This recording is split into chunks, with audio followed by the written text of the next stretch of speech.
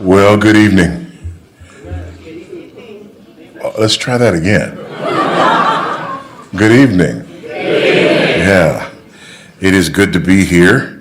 I always love an opportunity to come to Idaho, and this time my suitcase didn't love the opportunity to come to Idaho, so I would like to thank the Ross over at the mall for having one shirt that I could get to wear to come over here for this evening, and please pray that my luggage makes it. They say it's tonight at midnight, but they also said last night at midnight, and we'll see what happens with that. So if you see me in this tomorrow at the conference, then you know. All right.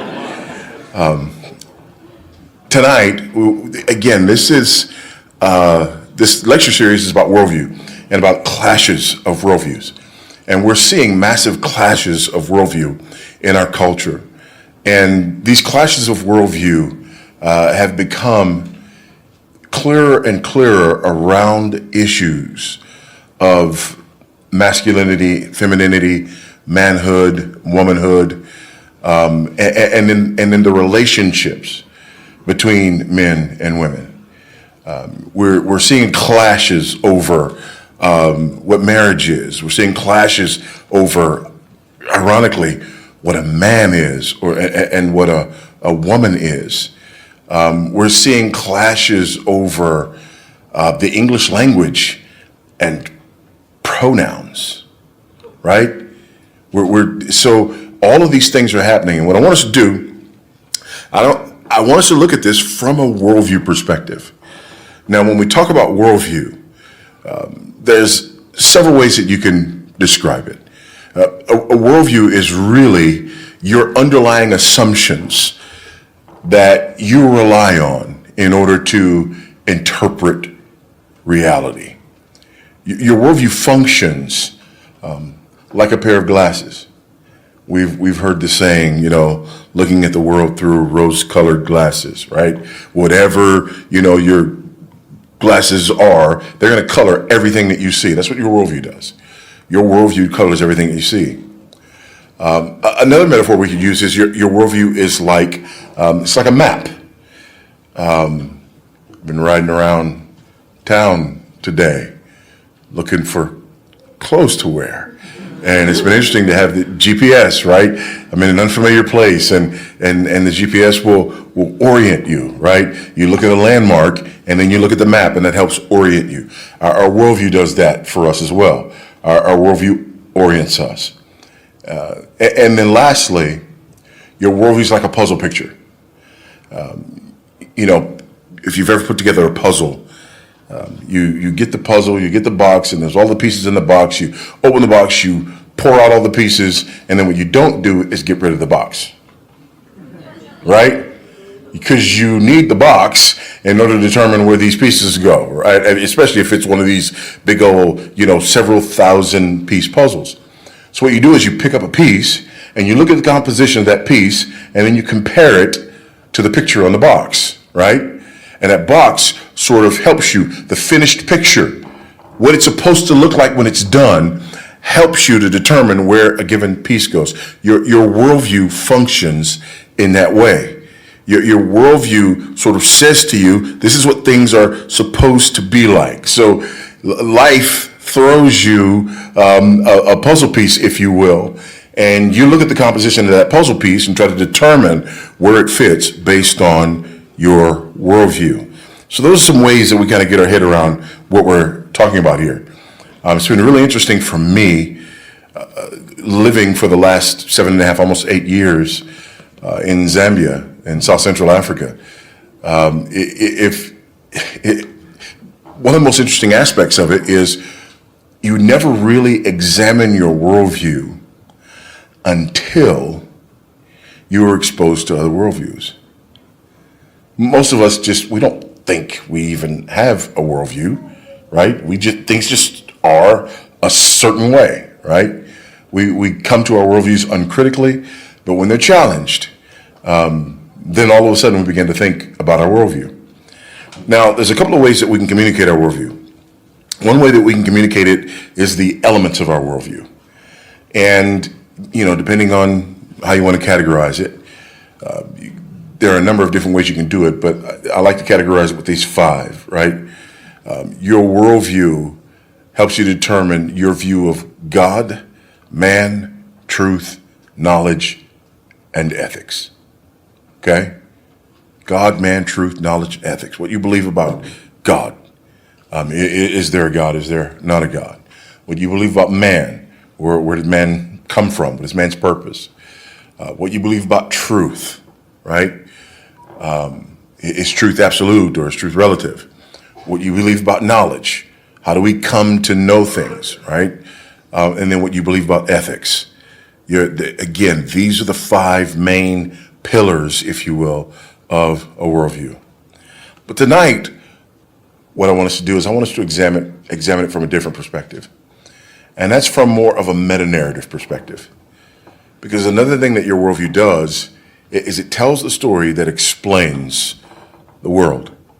It tells a story that explains why the world is the way it is. And I want to do this by posing what I like to refer to as life's ultimate questions, and then look at a few different worldviews and the way that they answer those questions. Particularly, I want to look at how secular humanism answers those questions, how neo-Marxism answers those questions, and then how biblical Christianity would answer those questions. And I want to look at a particular biblical text here, Colossians chapter 1, in answering that and describing that. So my goal here is to help us understand where the differences lie, to help us understand why we can look at the same puzzle piece or the same map, but be seeing very different things. And that's what's going on, right? That's why there's such a clash going on in the culture at large, because we're looking at the same things. For example, in the shooting that happened in Tennessee, it was just amazing to me. I saw a piece today from MSNBC, from Joy Reid's show on MSNBC, and they were talking about, presumably, the Tennessee mass shooting at the Christian school. But the headline read, "Transgenders under siege in America." Yeah, just marinate on that for a minute. We're talking about these people, these 9-year-olds who were slaughtered at school. But when Joy Reid is discussing this issue, the headline is "Transgenders under siege in America." Okay? And by the way, under siege, that's combat talk, right? That's militaristic talk. It's mind-boggling. But this is a worldview issue. The guests that she had on, some of the things that they were choosing to say, some of the ways that they were choosing, to sort of position their arguments, it was quite amazing. But again, the difference is worldview. So let's look at that. Those 4 questions. Who am I? Why am I here? What's wrong with the world? Because something's wrong with the world. And how can what is wrong be made right? Every person who has ever lived, every person who will ever live, is going to has wrestled with these 4 questions. And your worldview has a meta-narrative. It has a story, an overarching story that helps you to answer these 4 questions. Who am I? Or who is man? Why am I here? Or why is man here? what is wrong with the world? And how can what is wrong be made right? Now, full disclosure, in order to do this in the time that we have, I'm going to paint with some broad strokes here, okay? But I think you'll get the general gist. So if we pose those questions for the secular human worldview, who am I? Well, according to secular humanism, at the end of the day, I am the result of random evolutionary processes, okay? From the goo to you by way of the zoo, right? I am the result of random evolutionary processes, okay? That's the answer to question number one. The answer to question number one is some form of an evolutionary answer, all right? Question number two, why am I here? Well, if I'm the result of random evolutionary processes, then ultimately, I'm here to do what? I'm here to consume. I'm here to enjoy. I'm here to, procreate. I'm here for those basic biological reasons, right? That's why I'm here. What's wrong with the world? Now, secular humanism usually comes down on one of two sides, and oftentimes both. What's wrong with the world? What's wrong with the world is that we are either insufficiently educated or insufficiently governed. We're either insufficiently educated or insufficiently governed, which leads you to question number four, how can what is wrong be made right? More education, more government. It's G-U-B-M-I-N-T. Government, okay? And we see this, don't we? Again, I'm painting with a broad brush here. I told you that. Full disclosure, I'm painting with a broad brush here. But we see this. We see these answers played out in the culture at large. We see that, again, who we are, some kind of evolutionary answer. Why we're here, some kind of biological answer. What's wrong with the world? How do we define that? Again, we think wrongly. We're insufficiently educated, or we're governed wrongly. We're insufficiently governed. So again, we need to educate people. We need to govern people.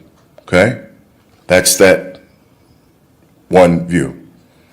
And we'll play around with this a little bit more, but for now, let's look at the next one.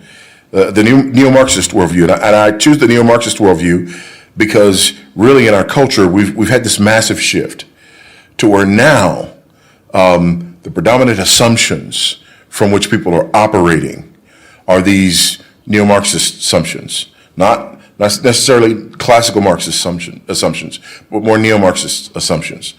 Classical Marxist assumptions, more economic assumptions, right? Naturalistic materialism as well, but the separation between the haves and the have-nots, the bourgeois and the proletariat, those who control the means of production, those who don't.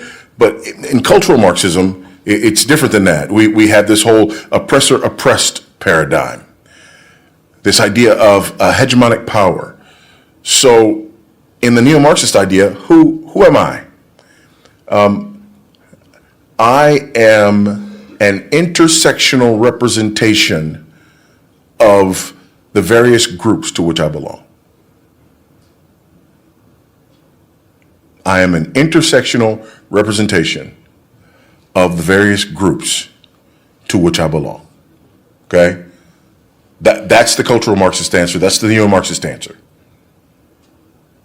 Again, underneath that is this same evolutionary idea. But at the end of the day, I am a representative of the various intersectional groups to which I belong. I'm a representative of the various constituencies that I represent, okay? And we hear this all the time, right? We hear this in politics all the time.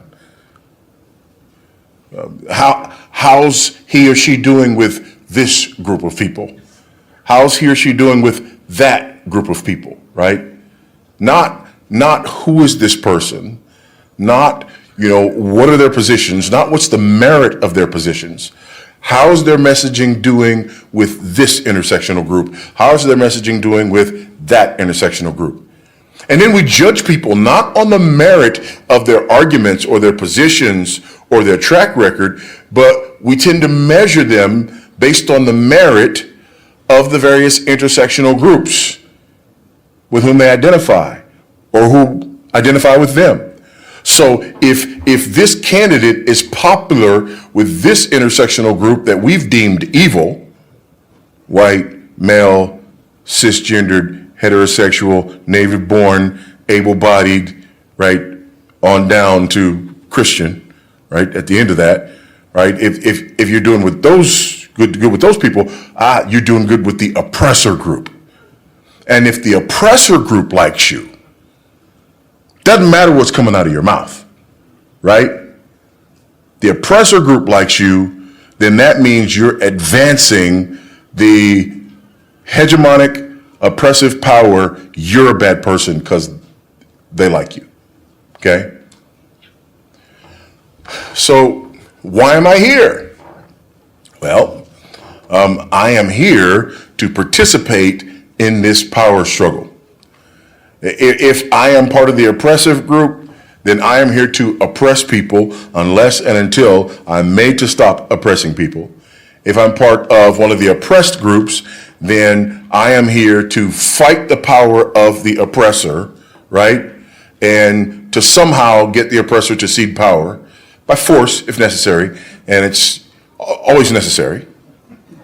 Amen? Because according to my worldview, the oppressor will never cede power voluntarily. Okay? What is wrong with the world?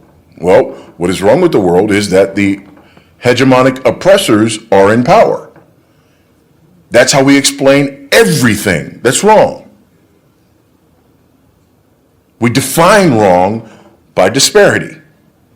So if there's any kind of disparity, by the way, you got to be really careful with disparity too, because it's disparities that we don't like, right?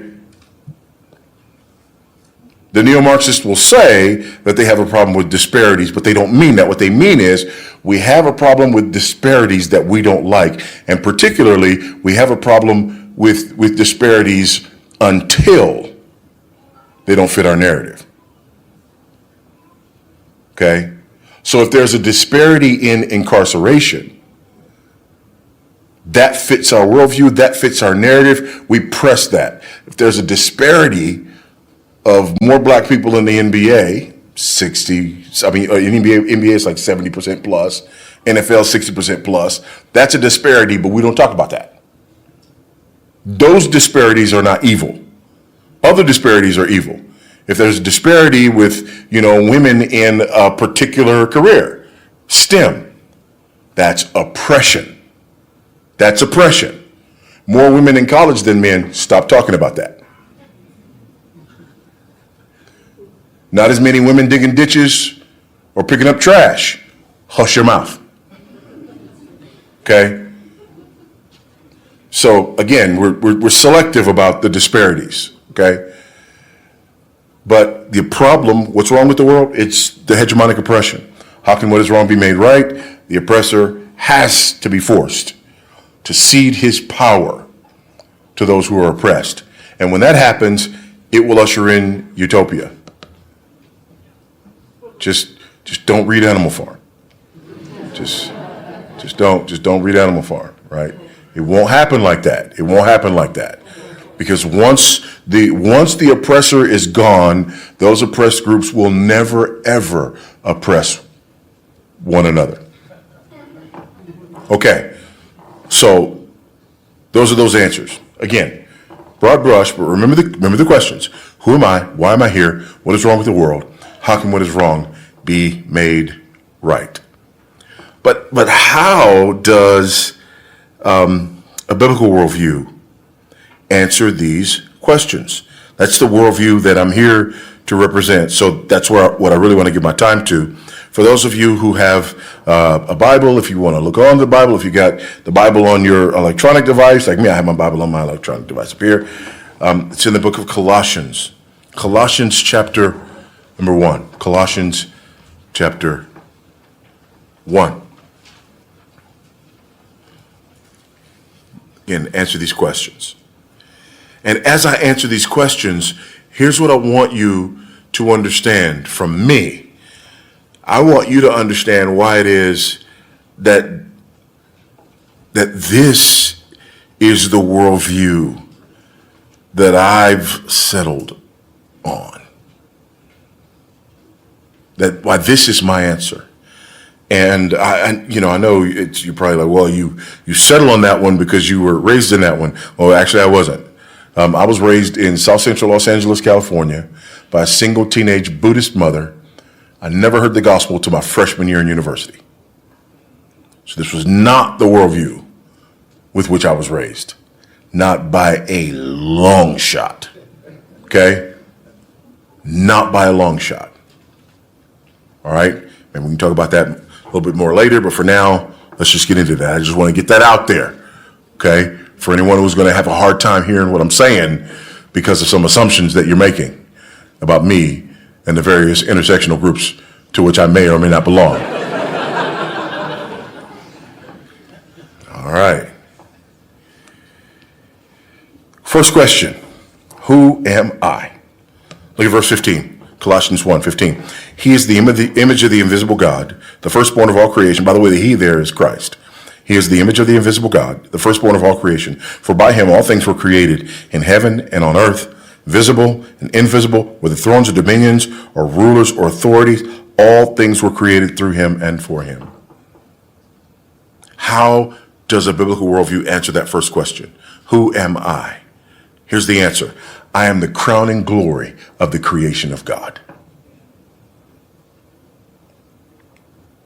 As a human being, I am the crowning glory of the creation of God. There's nothing else in creation like us. We are the crowning glory of the creation of God. Genesis chapter 1, beginning at verse 26. And here's our theme. Then God said, let us make man in our image and after our likeness, and let them have dominion over the fish of the sea, over the birds of the heavens, and over the livestock, and over all the earth, and over every creeping thing that creeps on the earth. So God created man in his own image. In the image of God, he created him. Male and female, he created them in the image of God. As God's image bearer, unlike anything else that God has created. Having inherent dignity, inherent worth, and inherent value as a direct result of being created in the image of God. Now listen, if you don't think this matters, then riddle me this, Batman. We can take it from something small to something large. We can take it to something small, like Johnny is bullying Susie in class. Johnny, don't bully Susie. Why? Tell me, secular human worldview, why should not Johnny bully Susie? If Johnny and Susie are just the results of random evolutionary processes and they've gotten here because they were just better suited for survival than other organisms and entities, then the only thing that ought to matter is that Johnny's bigger and stronger than Susie, and Susie's got something he wants.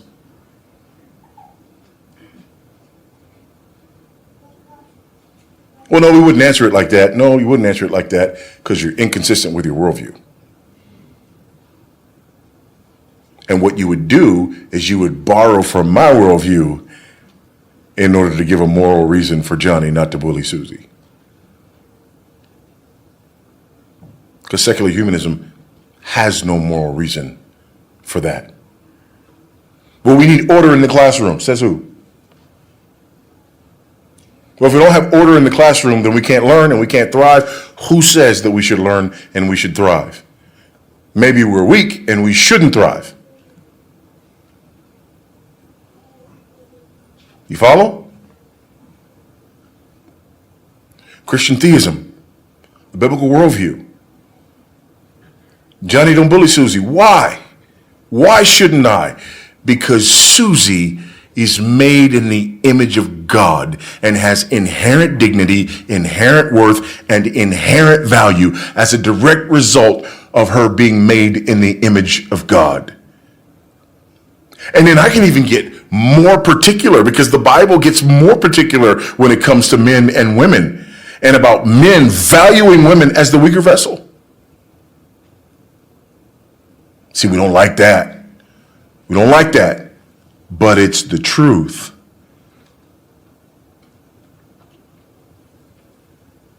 It's the truth. And it's a glorious truth that calls upon men to protect and value and esteem and cherish women. You can call me whatever you want to call me. I'm not giving that up. Not for me, not for my sons, and certainly not for my daughters. I got 7 sons and 2 daughters. I'm not giving it up for ne'er one of them. Okay? So, crown and glory of the creation of God.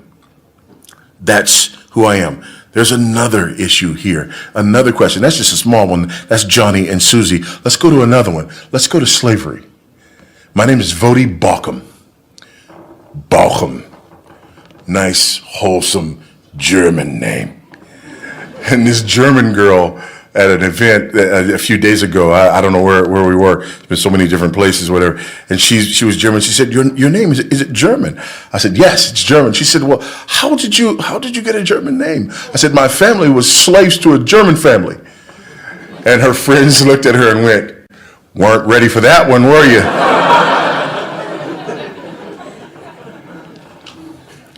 And then it was just one of those moments where the penny dropped, you know. She was like, yeah, I walked right into that, didn't I? I'm like, yeah, you know, we're good. Oh, we're good. We're good, though, right? I've never been a slave. You never owned a slave. We're good, you know. Why, though? Why would slavery be wrong in an evolutionary worldview of any kind? Wouldn't it be the most right thing in the world in an evolutionary worldview? Especially a worldview that deemed certain people as less fit due to their avenue of evolution. Right? No.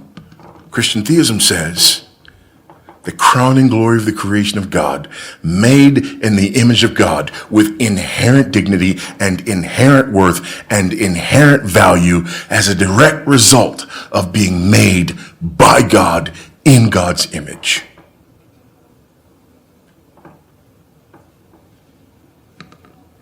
Whether you have magnificent levels of melanin like me, or not so much, God loves you too.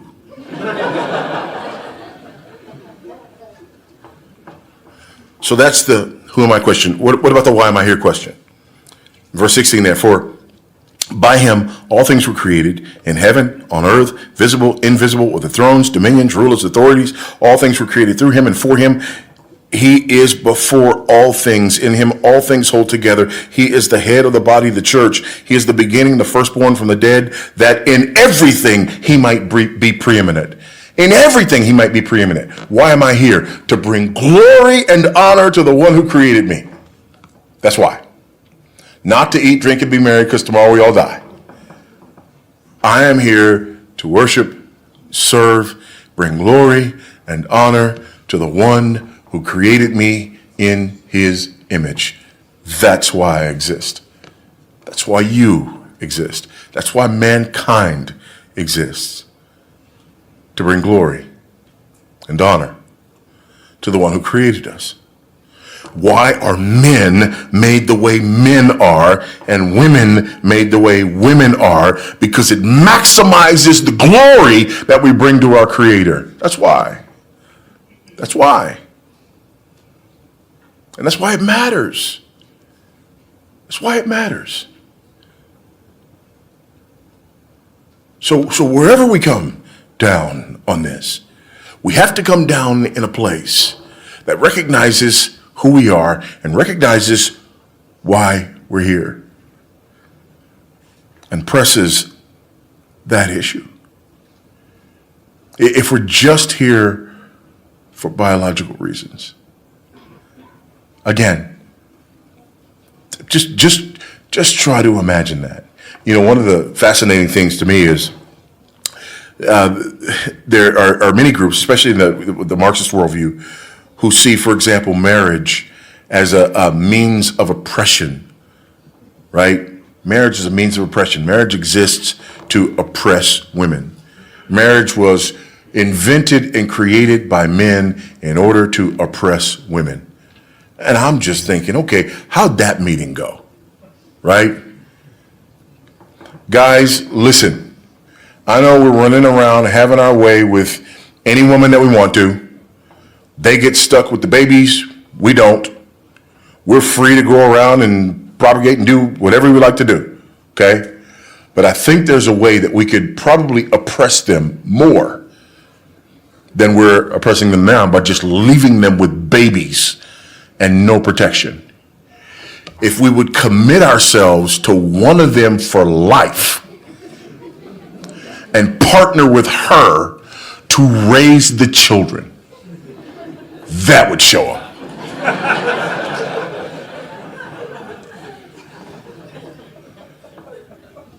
That makes no sense at all. It's protection for women and for children. It's the exact opposite of what's claimed, right? We see the best outcomes for women and for children and for men. We see the best outcomes. All right. Sake of time, let's go. So there's two questions we've answered so far. So, who am I? Crowning glory to the creation of God. Why am I here? To bring glory and honor to the one who created me. What is wrong with the world? What's wrong with the world? Is what's wrong with the world that we're insufficiently governed and insufficiently educated? Is what's wrong with the world the oppression of oppressors?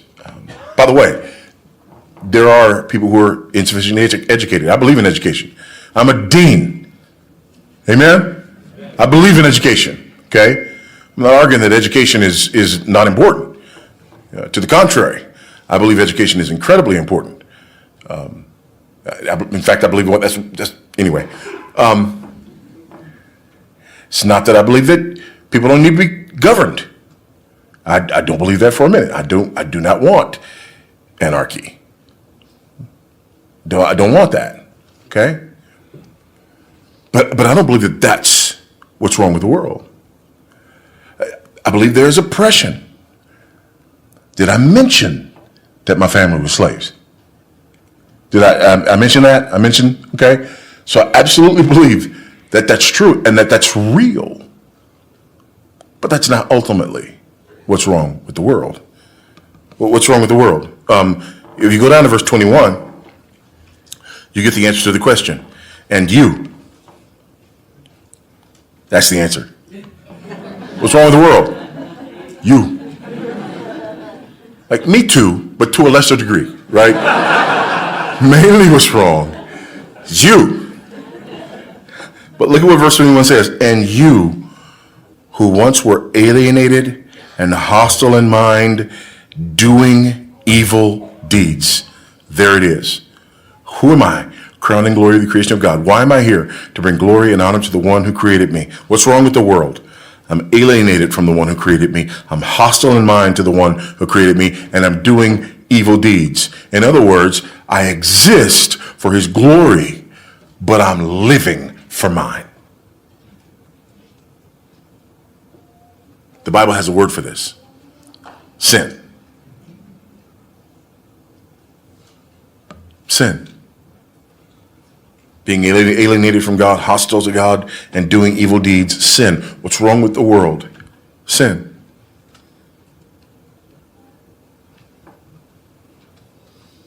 From the fall of Adam in the garden, that's what's wrong with the world. That's how our worldview answers this question.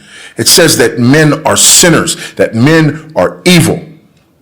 Are there educational issues? Are there issues of, oppression? Are there issues? Yes, but at the end of the day, underneath all of that is wickedness in the heart of man. People are wicked. People are wicked. You don't walk into a school and slaughter 9-year-olds because you're insufficiently educated or because you're insufficiently governed. Yeah. Just one more law. One more law would have fixed that. No.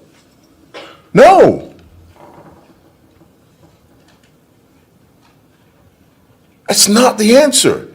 There is real wickedness in the world. There is real sin in the world. People are sinful. You don't even have to watch the news for a week. Just watch it tonight. In fact, you don't even need to watch the news. Just take an honest look inside your own dark heart. The things that you think.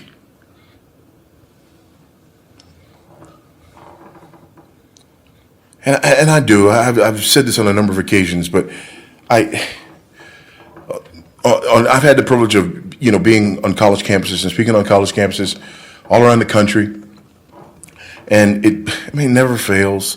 Some first-year philosophy student wants to talk to me about the question of theodicy, and they got to say theodicy, right? Like, philosophy student, right? Well, how did you know? Because if you weren't a philosophy student, you'd just ask me why good God lets bad stuff happen. But you got to say theodicy so that I know that you're a philosophy student, like whatever, right? And if God is omnipotent and omnibenevolent, yeah, philosophy student. If God is all powerful and all good, continue. Then why would he allow tragedies like that to happen to innocent people? That's the question. And I don't answer the question. I don't answer the question. Here's why I don't answer the question. Because I'd much rather force people to acknowledge the fact that they're not being honest about the question. They're not asking it the right way. I'll answer the question if you ask it the right way. And here's how you ask the question the right way. If God is so good, God is so powerful, and if God is so just, then why did he not kill me in my sleep last night because of what I thought, said, and did on yesterday? You ask me the question that way and we can talk. But you point outside of yourself and act like the only sin that a just and righteous and powerful God would deal with is the sin of those people, then you're arrogant or blind or both. Let's get into your wicked heart.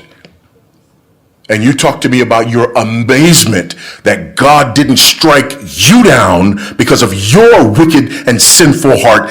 Then we can deal with the issue. But right now, you're not being honest.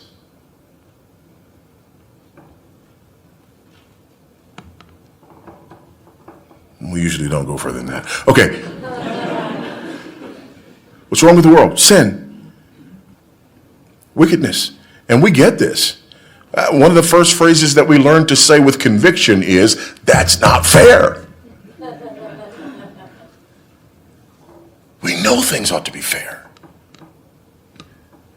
We know things need to be set right. We know that. So how can what is wrong be made right?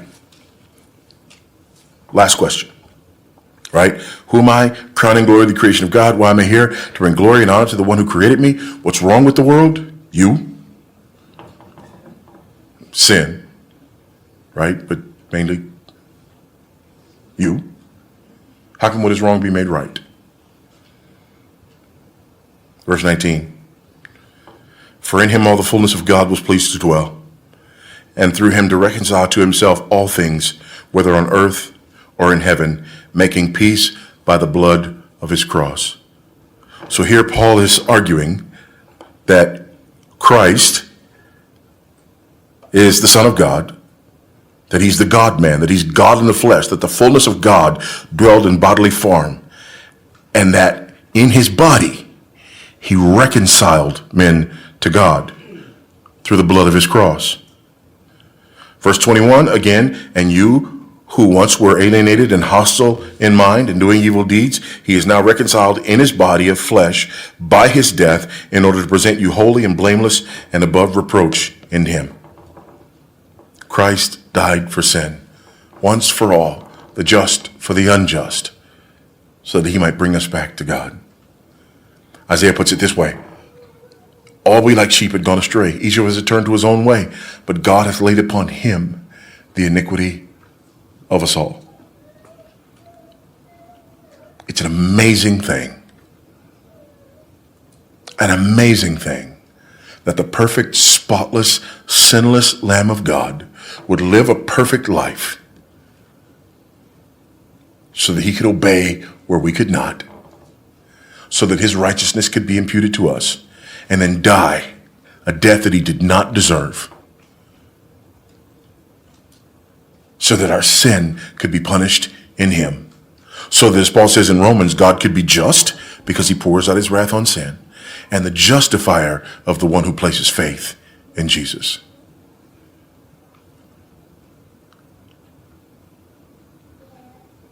How can what is wrong be made right? Through the person and work of Jesus Christ. Through our sin being atoned for, and us being transformed and conformed to the image of God's righteous Son, Jesus. That's how Christian theism answers those four questions. Now, here's what's interesting. We hear that, and the response oftentimes is, well, okay, what about this? And that doesn't seem right. That doesn't seem fair. And you believe this about Jesus, and you believe that about Jesus. How can you believe this about Jesus? How can you believe that about Jesus? And those questions are fair questions. However, again,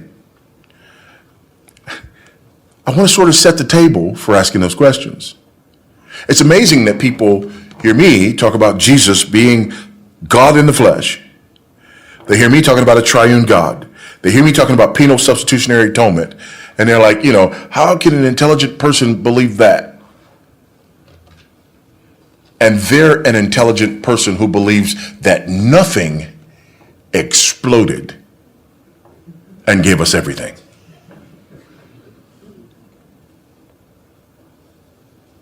But I'm the one who's reaching.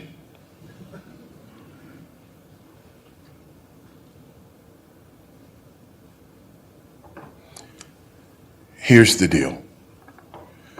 Secular humanism as a worldview has been tried and found wanting. Classical Marxism, neo-Marxism, tried and found wanting. I believe Christian theism offers us not just superior answers to life's ultimate questions, but the only legitimate answers to life's ultimate question. And at the end of the day, the only answers to life's ultimate questions that leave us with any real hope. And that's what I want for us. And I think so many times, we have discussions about things like this, and we talk about, homosexuality and transgender and, same-sex marriage and, all of these issues surrounding sexuality. And we talk about, feminism and all these sorts of things. And we talk about it, and often my perspective is painted as one that is ultimately a power grab, right? I want certain people to have things and other people to not have things, and I want to grab power for myself. And again, what you're hearing tonight, I hope, is that this has nothing to do with a power grab for me. My desire is that Christ might have the full reward for which he died. That's my desire. I believe this because I believe it. I teach this and I preach this because I believe it, and because I believe that you are made in the image of God, that you have inherent dignity, that you have inherent worth, that you have inherent value because you're made in the image of God. I believe that you exist to bring glory and honor to the Most High, as you, not as what I want you to be, as you. God created you to bring him glory and honor. What is wrong with the world is you don't do that. You try to define yourself, to please yourself, to worship yourself, to satisfy and gratify yourself with no thought for bringing glory and honor to the one who created you. But I believe there is an answer. And that answer is the redemption that is available in Christ to all who will repent and believe. Okay? So, there they are. I've gone a couple of minutes over the time that was allotted. I hope that's okay. Been riding around town all day trying to find a shirt. Y'all can give me 3 minutes, right? Okay. So we're going to take our break, I think, and set up, and then we'll do our Q&A. All right, so the first question. God commands that we speak the truth in love. Yes. There is a war on truth and an attack on parental rights and the nuclear family. How can parents protect their children and stand up for the truth in love in a world undermining those trying to defend the innocent? I think the answer is in the question, right? We've been told to speak the truth in love. We've been told to speak the truth from that place of love. I think what we really need to be careful about is allowing the culture to define love. So here's what the culture does. The culture says, because they know that we've been told to speak the truth in love, right? They know that God is love. They get that. They get that we've been called and commanded to love. So what they do is they redefine love. And they redefine love as agreeing with me. Right? Love means you agree with me. So then, whenever we openly disagree, they can come back and say, aha, you're not being loving. That's not very Christian, right? So, no, we can't do that. I think what we need to do really is push back and start defining love for people. Helping people understand what love is, right? God is love. And I love, there in 1 Corinthians 13, love does not rejoice in wrongdoing. Right? Love does not rejoice in evil. Love does not rejoice in wrongdoing. So if there's wrongdoing, then the loving thing to do is to rebuke the wrongdoing, right? So I think we need to help people understand what love is. And I think we also need to understand the difference between, because sometimes people are not loving, right? Sometimes, let's just be honest, right? Sometimes people are jerks. I mean, sometimes they are. Sometimes they're ungodly in the way that they interact with people. And if that's the case, then that needs to be rebuked, right? But we need to understand the difference between us being out of line and somebody rebuking us because we're out of line, and somebody redefining love so that they can just off balance us, right? And keep us from engaging openly and honestly in the argument. And most times it's the latter and not the former. Thank you. Here's another question. I think it ties directly into what you were just saying there. How should Christians approach the topic of transgenderism with compassion? Can you ask a broader question? Yeah, we have to approach all topics with compassion.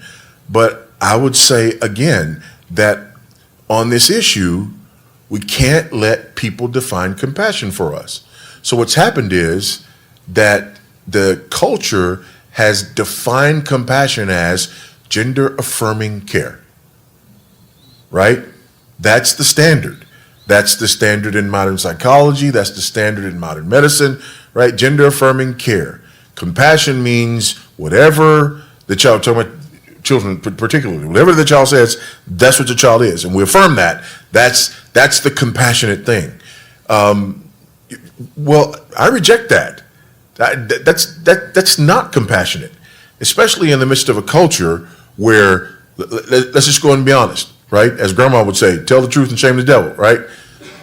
We have a social contagion on our hands.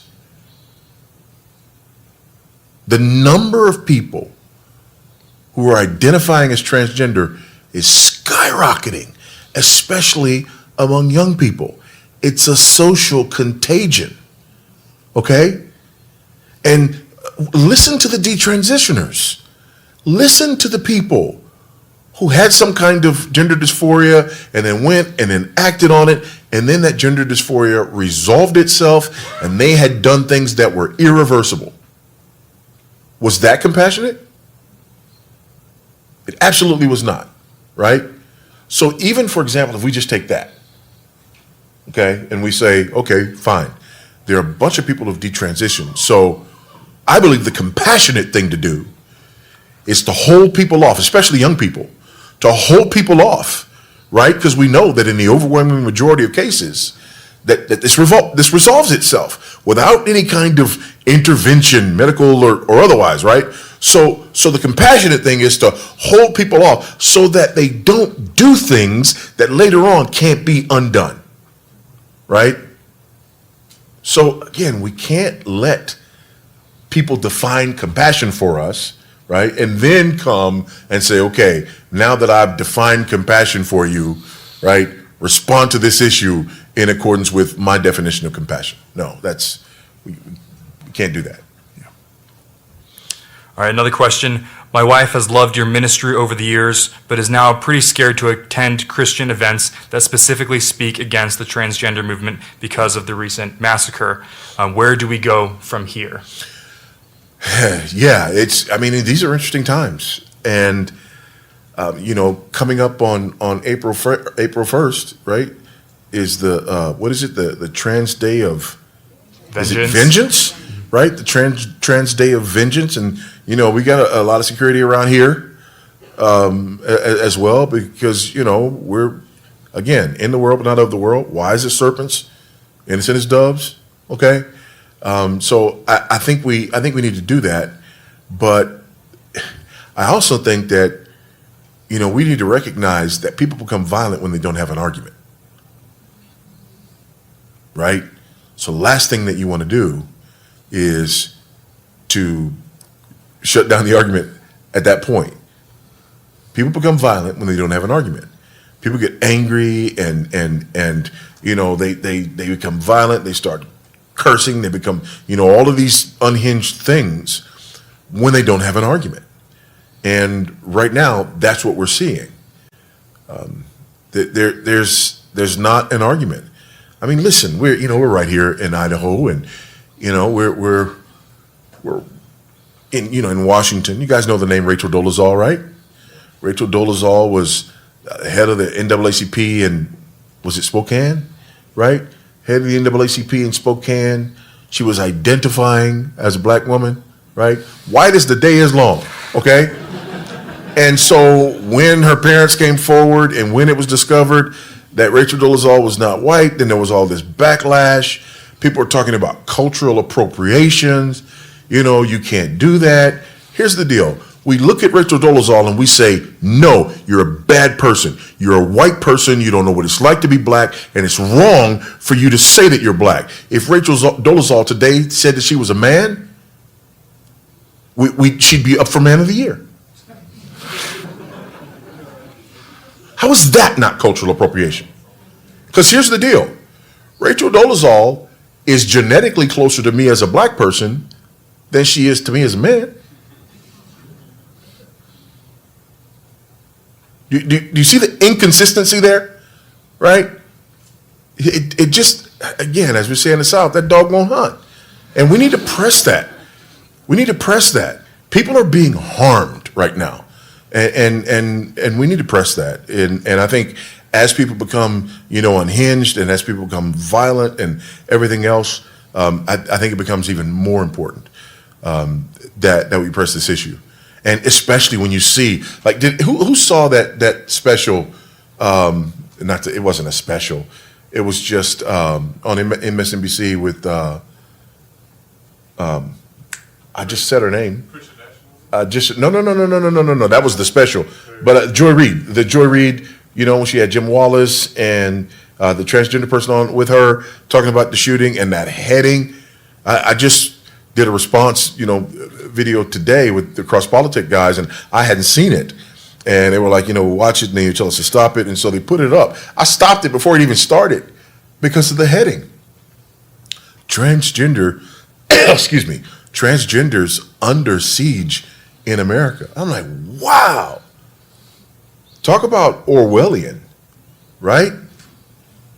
Slavery is freedom, right? This is a transgender person shoots up, a school, and the response to that is to get on TV and talk about transgenders under siege in America. So yeah, I mean, now's not the time for us to recoil. We don't have to be unwise, but it's not the time for us to recoil. And we don't walk in fear.